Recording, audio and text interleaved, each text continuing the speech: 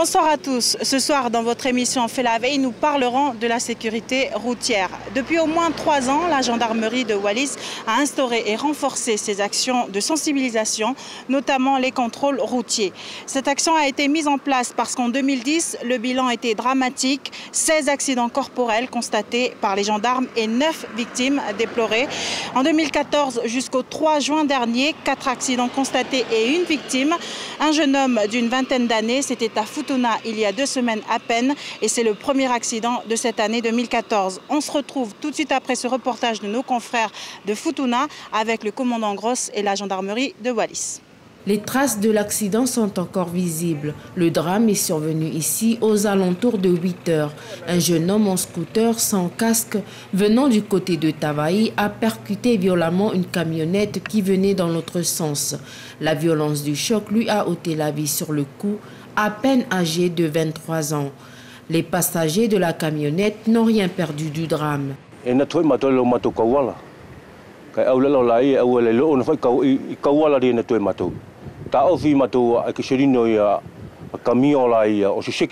Nous roulions sur le côté où nous devions être. Quand nous avions vu que le jeune homme venait en sens inverse sur le côté où nous étions, le chauffeur a freiné et a stoppé la camionnette, mais le jeune conducteur ne nous voyait pas. Quand on a vu le scooter à 100 mètres de nous, il roulait déjà du mauvais côté et il baissait la tête. Quand il a heurté la camionnette, sa tête a cogné le premier contre le pare-brise et il est mort sur le coup. Les secours sont arrivés tout de suite sur place et ont emmené le corps sans vie du jeune homme à l'hôpital de Kaleveleve. Sur le territoire, le port du casque n'est pas obligatoire, mais il serait peut-être temps d'y songer pour la sécurité des conducteurs de 2 roues.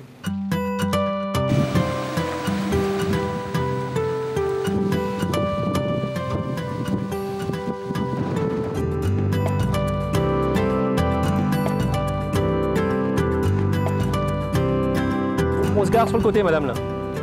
Hein? Oui, bah vous leur direz. À droite, vous arrêtez, là.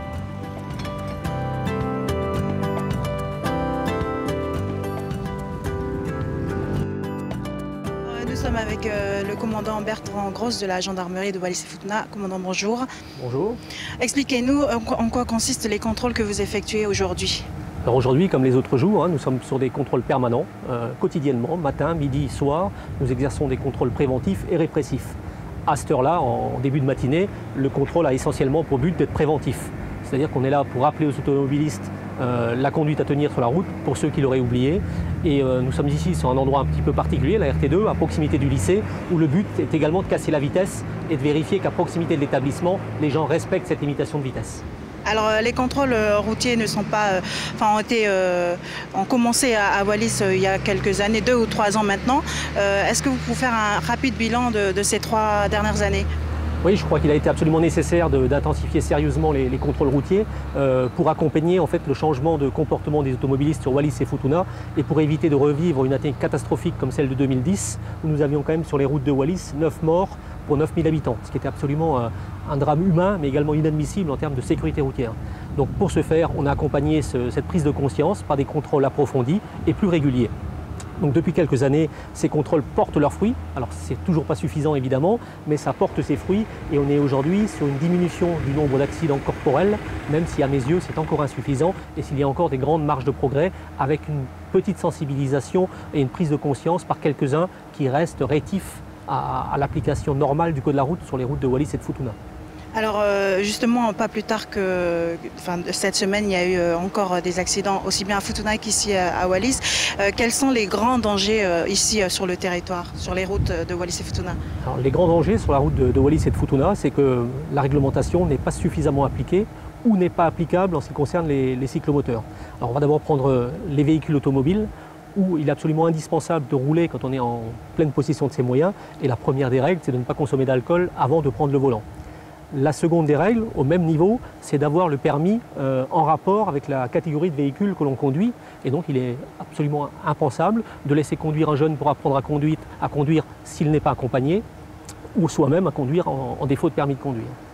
Enfin, lorsque l'accident survient, et malheureusement ce n'est pas forcément que de la faute du conducteur, ça peut être une cause extérieure, un bris mécanique ou le comportement d'autrui qui conduit à l'accident, à ce moment-là, le port des équipements de sécurité change radicalement les choses et le fait de porter sa ceinture de sécurité en voiture limite énormément les conséquences de l'accident corporel. Et le port du casque, même si je regrette qu'il ne soit pas obligatoire au niveau du code de la route territorial, est la seule protection du scooteriste ou du motard pour limiter les conséquences d'une chute au sol. Et on a vu lors des malheureux 3 derniers accidents depuis le début de l'année sur le territoire que systématiquement ce sont des conducteurs de 2 roues qui sont soit mortellement, soit corporellement gravement touchés et les conséquences auraient pu être limitées avec le port d'un casque. Voilà. C'est pour vous, hein, c'est pour votre sécurité à vous. J'ai vu que vous avez la Vierge devant, mais s'il y a la Vierge et la ceinture, c'est encore mieux. Attendez, je vais vous montrer.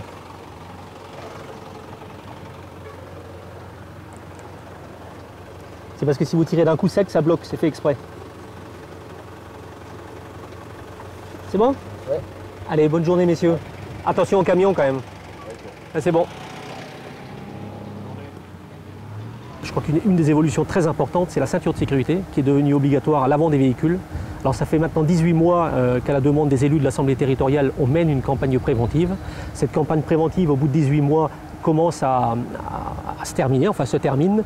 Et dans les prochaines semaines, avec l'autorisation des autorités administratives et judiciaires, nous allons passer dans une phase plus répressive pour les quelques personnes qui n'ont pas encore compris que c'est pour leur propre bien et ceux de leurs proches qu'il convient de porter la ceinture.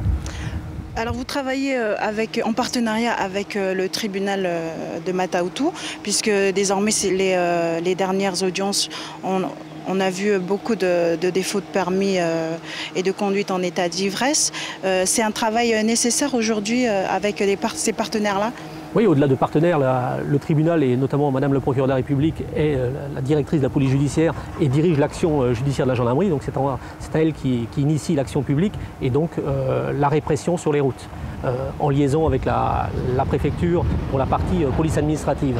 Mais c'est effectivement le travail commun de l'ensemble des acteurs. Vous l'avez évoqué, le tribunal et l'administration et monsieur le préfet en premier chef, mais également tous les autres partenaires.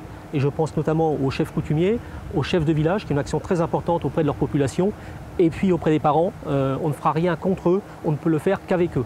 Et quand nos enfants sortent sur les routes du territoire, si on ne leur inculque pas ou si on ne les oblige pas à respecter un minimum de règles, on continuera à avoir les drames qu'on a connus ces dernières semaines et ces dernières années. Est-ce que vous avez constaté quand même une évolution par rapport, par exemple, au défaut de permis? Parce qu'avant, il y a un grand nombre de conducteurs qui conduisaient sans permis. Est-ce que dans vos contrôles, vous constatez quand même une évolution dans ce point-là? Alors l'évolution est certaine. On trouve moins d'abord d'automobilistes ou de conducteurs de 2 roues qui roulent sans permis de conduire. Donc ça, c'est le premier point positif. Le deuxième point positif, c'est que beaucoup de gens se présentent aujourd'hui au permis de conduire et ne le faisaient pas auparavant, soit parce qu'ils pensaient qu'ils ne pouvaient pas l'obtenir ou pour des raisons diverses, ils pensaient que ce n'était pas nécessaire à Wallis. Aujourd'hui, on a quand même un volume très important de candidats qui se présentent à l'examen du permis de conduire. Je pense qu'à moyen terme, il faudra certainement engager une réflexion sur l'obtention du permis de conduire et la formation qu'il faut suivre pour obtenir ce permis de conduire. Mais là, nous sommes déjà sur du moyen terme. Le premier pas est franchi. Les gens ont conscience qu'il faut un permis de conduire et savent qu'on peut enseigner à nos enfants à conduire sur le territoire en les accompagnant quand on est soi-même titulaire d'un permis. Alors sur le terrain, comment ça se passe? Est-ce que la population perçoit quand même bien ce genre de contrôle sur les routes? Alors, je crois que la population, comme moi en tant que citoyen, on n'aime jamais être contrôlé par les gendarmes, hein, c'est un réflexe un petit peu naturel, donc celui-là, il est bien compréhensif et peut créer parfois des réactions un petit peu vives. Mais au-delà de ça, dès que les gens prennent un peu de recul, et c'est quand même l'immense majorité des gens, dès qu'ils prennent des reculs, ils ont bien constaté depuis quelques années que les choses s'améliorent, peut-être pas suffisamment, mais s'améliorent, et c'est pour le bien de tous, et notamment de la population, en termes de conséquences corporelles sur les routes. Et le choix des emplacements, c'est aussi stratégique, aussi bien de jour que de nuit? Alors évidemment, hein, ça dépend quel est le but poursuivi par le contrôle. Aujourd'hui, on est sur un but essentiellement préventif, comme je le disais tout à l'heure. Donc le but, c'est d'être vu et de contrôler à proximité d'endroits spécifiques, éventuellement dangereux, comme la proximité du lycée, les automobilistes pour les inciter à la prudence dans ces zones-là. À d'autres moments, nous sommes dans des services à essence répressive et là, on cherche par exemple le soir les éclairages qui ne sont pas conformes, qui sont une vraie difficulté sur le territoire parce que quand on roule aussi bien en 2 roues qu'en véhicule sans éclairage, on est dangereux pour soi-même mais aussi pour autrui et donc là, de nuit, on cherche essentiellement ces infractions-là. Et ensuite, on mène une action permanente sur les deux infractions essentielles que sont l'alcoolémie, la conduite sous l'empire d'un état alcoolique n'est plus admissible, n'est pas admissible, et les défauts de permis de conduire, évidemment. C'est moi qui vous remercie.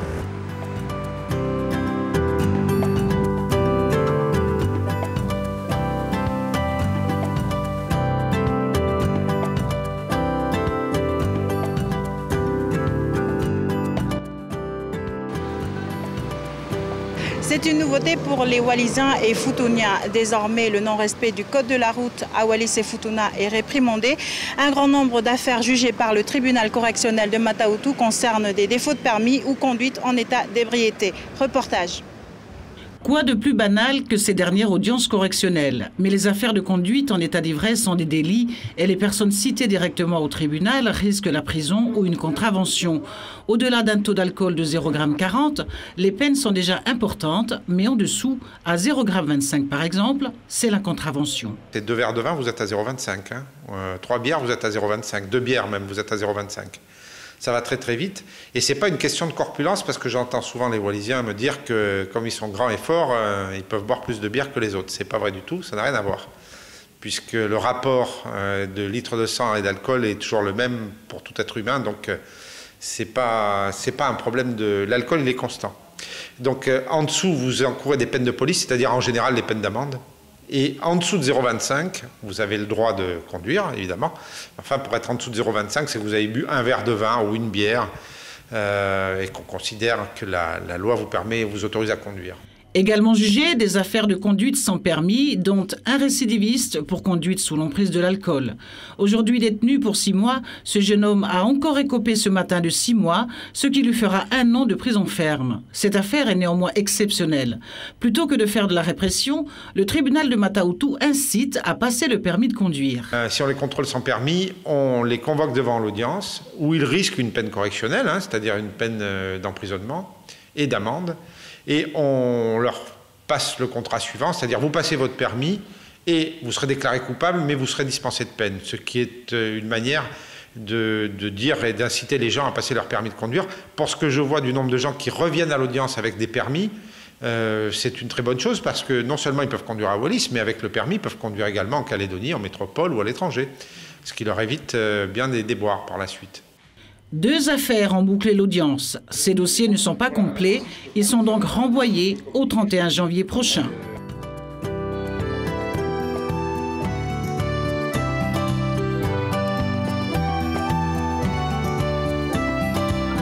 Mais je peux passer. Réponse B, les autres.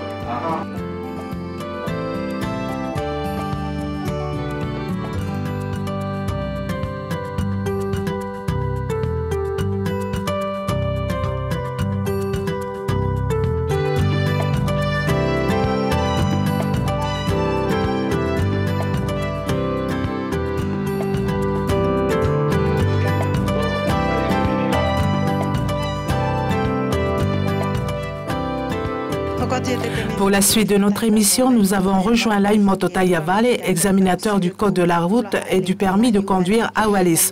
Bonjour, merci de nous accorder un moment pour répondre à nos questions.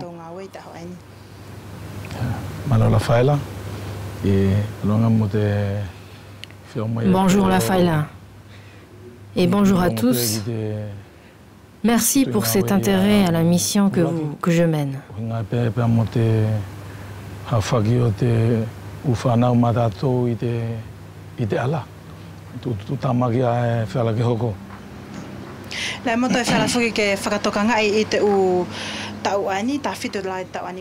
Depuis un moment maintenant, on constate qu'il y a de plus en plus de candidats à l'examen du permis de conduire. Selon vous, à quoi cela est dû?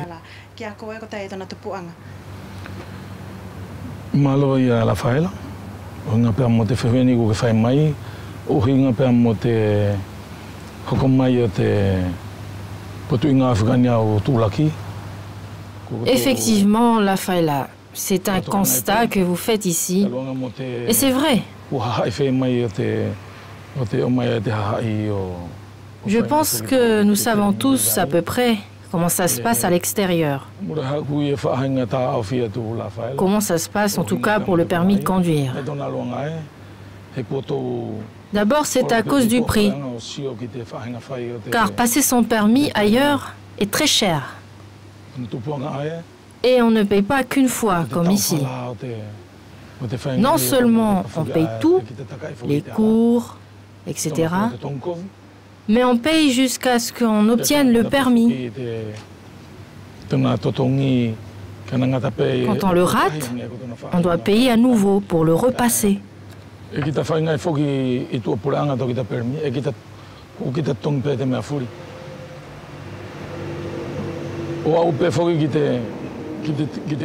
À Wallis, on observe ce phénomène depuis un moment. L'arrivée en masse de l'extérieur de candidats au permis de conduire. C'est tout simplement parce qu'ils ne coûtent pas autant qu'ailleurs. J'entends beaucoup dire « Allez à Wallis, là-bas on vous offre le permis ». À cela, je leur dis « Non, ce n'est pas ainsi que ça se passe. Pas du tout. »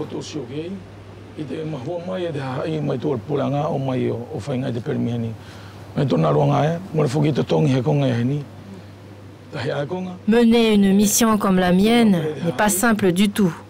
Je dois faire face à de nombreuses contraintes ici. Je dois notamment faire en sorte que j'enseigne la même chose qu'en Calédonie ou qu'en métropole.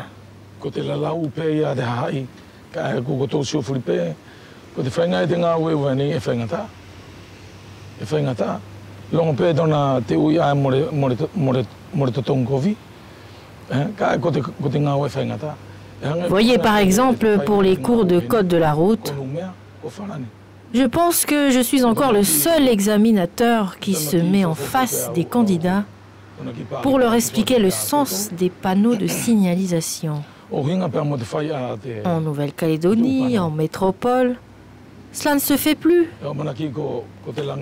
À l'extérieur, ils font appel à des moyens plus modernes avec l'évolution. Ici, nous manquons de ces moyens parce qu'ils sont très onéreux.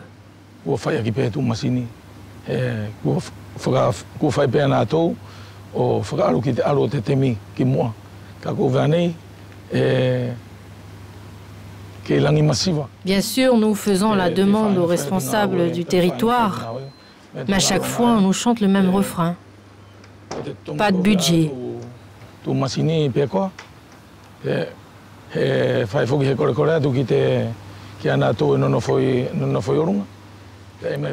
S'agissant maintenant de l'examen en lui-même, moi, je ne fais que mon travail. Le reste repose sur le candidat, sa volonté et son intelligence.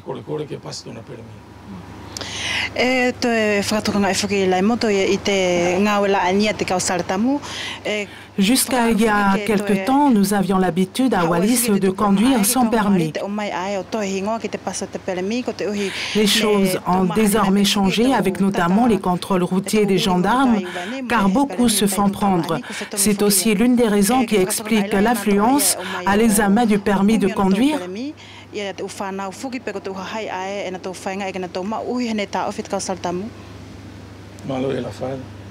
Exactement, la Faila.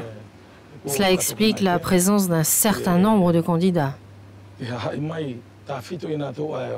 Beaucoup de candidats viennent de l'extérieur.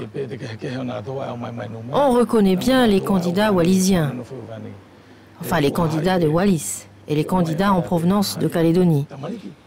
Ce sont souvent des jeunes, mais des adultes aussi qui se font contrôler sans permis de conduire par les gendarmes.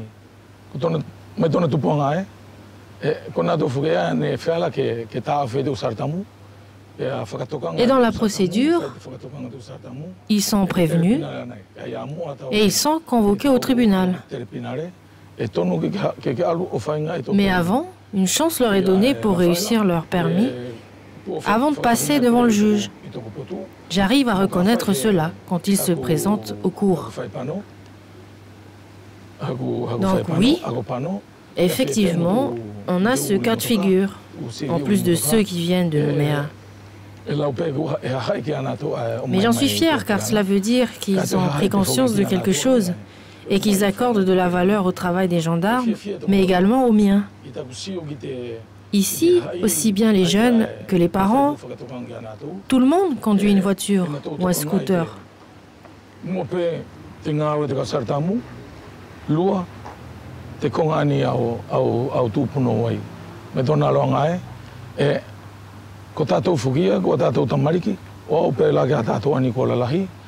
En plus, aujourd'hui, on a plus de voitures qu'avant.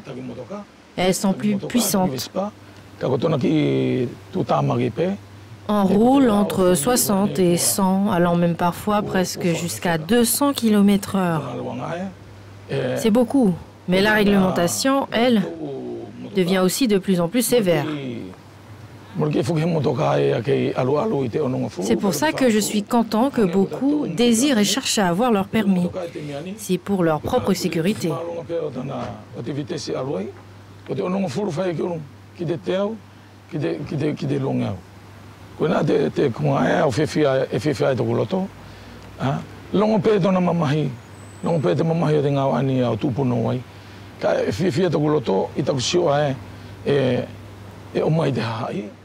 Bon, c'est sûr que lors d'un accident, ce document ne va pas leur sauver la vie. Mais c'est une autre forme de garantie que je leur donne avec le permis. Celle d'éviter tout problème en rapport avec la loi. Voilà.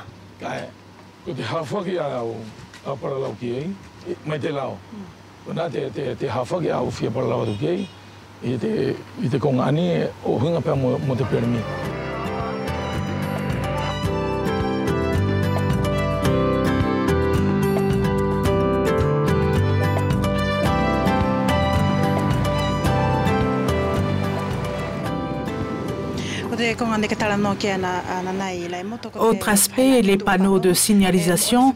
On en voit très peu sur les routes de Wallis et Futuna.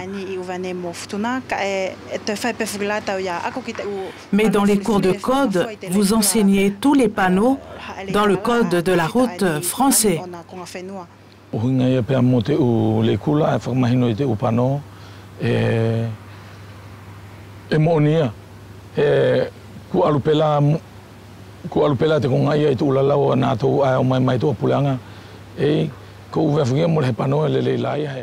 C'est aussi l'une des raisons pour lesquelles beaucoup viennent de Calédonie ou métropole passer leur permis ici.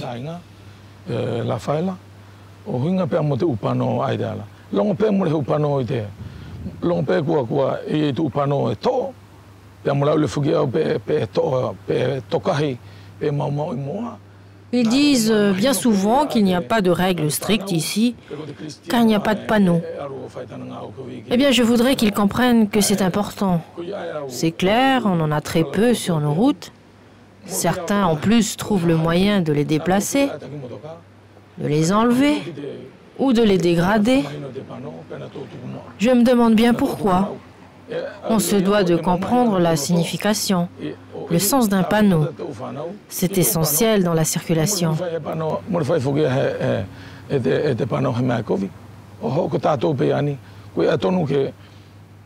Laissez les panneaux là où ils sont. La plupart du temps, ce sont nos jeunes qui s'amusent à les dégrader.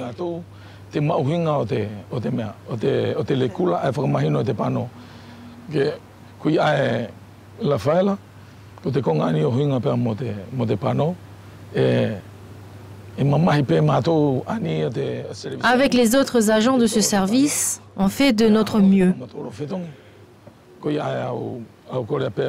Mais quand on place un panneau aujourd'hui, le lendemain, il faut déjà le remplacer.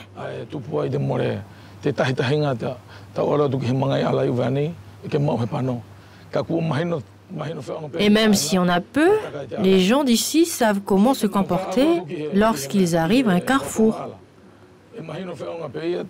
Or, les panneaux, c'est sûr, sont indispensables.